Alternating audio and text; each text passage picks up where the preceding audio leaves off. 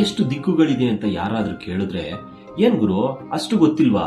4 ಯಾವ್ಯಾವ್ದು ಅಂತ ಕೇಳಿದ್ರೆ ಆಗ ಹೇಳ್ತಾರೆ ಈಸ್ಟು, ವೆಸ್ಟು, ನಾರ್ತು, ಸೌತು ಅಂತ. ಇಂಗ್ಲಿಷ್ ನಲ್ಲಿ ಹೆಮ್ಮೆಯಿಂದ ಹೇಳ್ತಾರೆ. ಯಾಕಂದ್ರೆ ಇಂಗ್ಲಿಷ್ ನ ಮಲ್ತಾಯಿ ಮಾಡ್ಕೊಂಡು ನಮ್ ತಾಯಿಗೆ ಮರ್ಯಾದೆ ಕೊಡೋದನ್ನೇ ಮರ್ತು ಬಿಟ್ಟಿದೀವಿ. ಅಚ್ಚ ಕನ್ನಡದಲ್ಲಿ ಹೇಳು ಗುರು ಅಂತ ಯಾರಾದ್ರೂ ನೆನಪಿಸಿದ್ರೆ ಆಗ ಹೇಳ್ತೀವಿ ಪೂರ್ವ, ಪಶ್ಚಿಮ, ಉತ್ತರ, ದಕ್ಷಿಣ ಅಂತ. 4 ಅಂತ ಯಾರಾದ್ರೂ ಕೇಳಿದ್ರೆ ಆಗ ನೆನಪಿಸ್ಕೊಂಡು ಇಲ್ಲ ಇನ್ನೂ 4 ಇದೆ. ಆಗ್ನೇಯ, ನೈಋತ್ಯ, ವಾಯುವ್ಯ, ಈಶಾನ್ಯ ಇದು ಸೇರಿದ್ರೆ 8 ದಿಕ್ಕುಗಳಾಗುತ್ತೆ. ನಾನ್ ಕೇಳಿದ್ದು ಅಚ್ಚ ಕನ್ನಡದಲ್ಲಿ ಏನಂತ ಕರೀತಾರೆ ಅಂತ. ಇದು ಕನ್ನಡನೇ ಅಲ್ವಾ ಗುರು ಅಂತ ನೀವು ಕೇಳ್ಬೋದು. ಹೌದು, ಇದು ಕನ್ನಡನೇ.